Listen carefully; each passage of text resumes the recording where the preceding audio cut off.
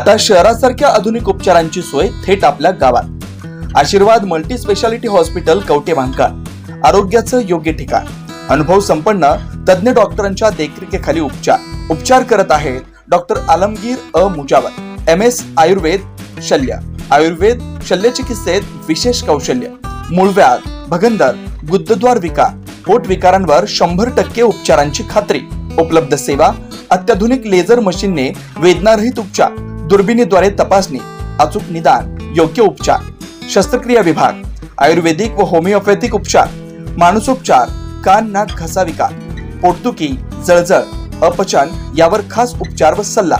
आमचा पत्ता दत्त मंदिर, जुना Agalgaon road, Kolekar petrol pump शेजारी, कवटे महांकाळ। संपर्क 9860 9806 98। शहरात जाण्याची गरज नाही, आता तज्ञ उपचार तुमच्या दारी।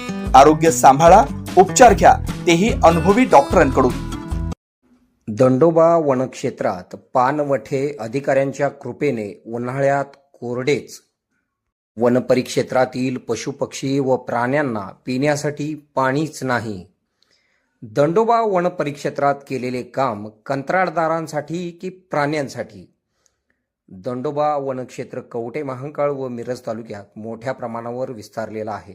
या वनक्षेत्रात अनेक वन्य प्राणी आहेत। यामध्ये काही दिवसांपूर्वी दंडोबा परिसरात बिबट्याचे वावर असल्याचे नागरिकांनी पाहिले होते।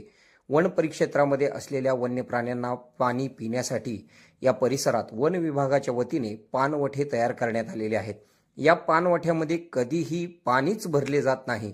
पानवठे असून अडचण नसून खोळंबा अशी अवस्था वन विभागाच्या अधिकाऱ्यांनी करून ठेवलेली आहे।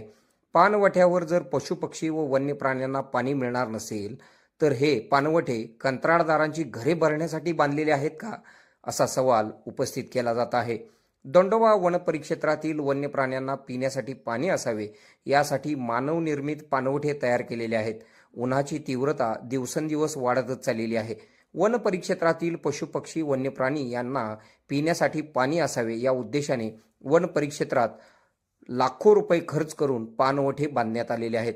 पाणवठे बांधल्यापासून ते आजपर्यंत त्यामध्ये वन विभागाच्या अधिकाऱ्यांनी पाण्याची व्यवस्था त्यात कधी केलेली दिसून आली नाही। त्यामुळे बांधलेले पाणवठे हे पशुपक्षी व वन्य प्राण्यांसाठी आहेत की पाणवठे बांधणाऱ्या कंत्राटदारांना टक्केवारीचे पाणी पिण्यासाठी बांधले आहेत, असा सवाल उपस्थित होत आहे। अधिकारी कृपेने शासनाचे कोट्यवधी रुपये दंडोबा वन परिक्षेत्रात खर्च केले जातात, ते कशासाठी व कोणासाठी आहेत, असा सवाल देखील नागरिक विचारत असून वन अधिकाऱ्यांच्या कारभाराची चौकशी करण्याची मागणी नागरिक करीत आहेत। आपल्या भागातील बातम्या पाहण्यासाठी आमचे न्यूज चॅनल सबस्क्राईब करा व लाईक करा। मुख्य संपादक Kunal Kothawale, KK Marathi news network.